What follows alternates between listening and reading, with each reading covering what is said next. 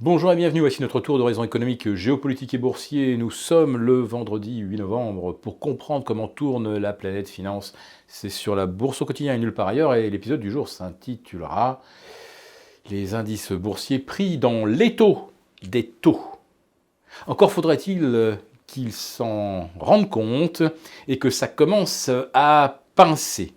Ça aurait même dû pincer assez fort hier, puisqu'on a vu le rendement des T-bonds américains bondir de 13 points de base pour atteindre jusqu'à 1,95. Nos OAT, qui étaient restés négatifs depuis fin juillet, sont repassés dans le vert.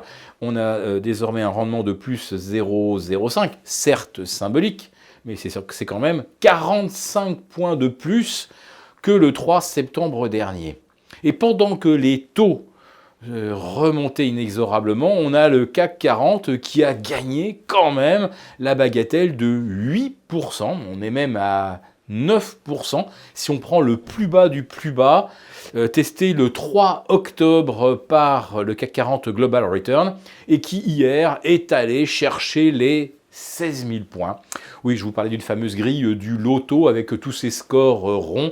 16 000 pour le CAC 40 Global Return, 5 009 pour le CAC, 3 007 pour l'Eurostoxx, 8 500 pour le Nasdaq, 250 pour le Nasdaq 100, un Dow Jones à 27 800 et j'en passe.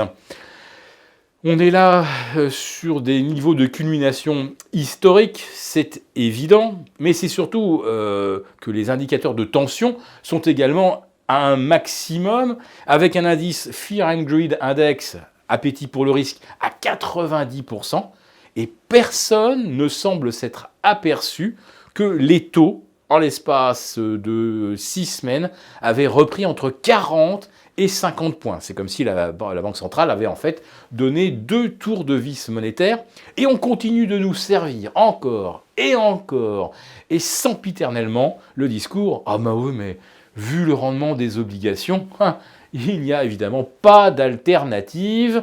Donc pas besoin vraiment d'avoir un cerveau pour acheter des actions. Bah oui, il faut toujours acheter des actions, puisque les taux sont tellement bas. Oui, mais enfin, quand les taux sont moins bas qu'ils n'étaient, est-ce qu'il n'y a pas un moment où il faut se réveiller un petit peu et prendre en compte que, on va dire, le ratio inversé prime de risque, ou la prime de risque par rapport aux obligations, elle s'est quand même fortement réduite. Les spécialistes de l'or, eux, s'en sont aperçus.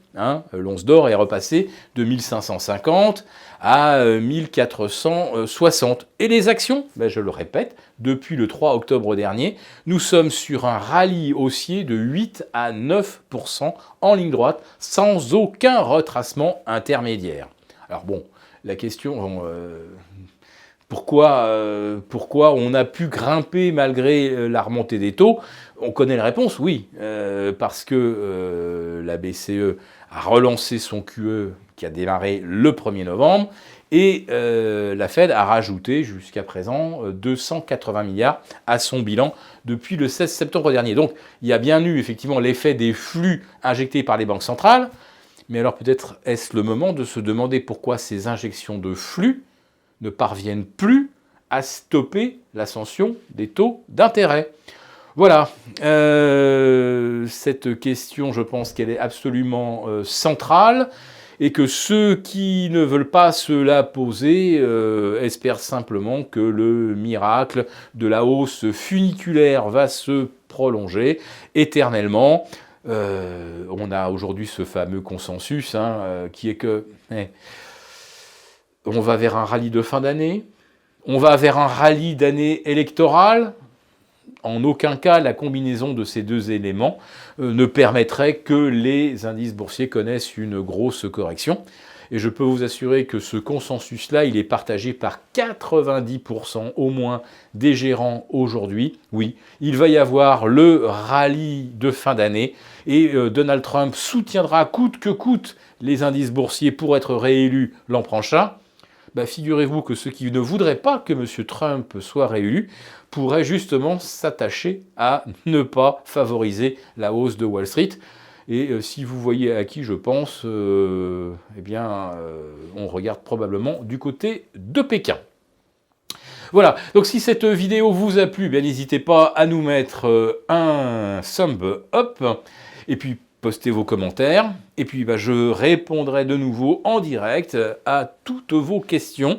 Alors mardi prochain, puisque c'est un week-end prolongé. Je rappelle également que la possibilité d'interagir en live est réservée aux abonnés de Béchade confidentiel. Donc si vous n'êtes pas encore abonné, n'attendez pas pour le faire.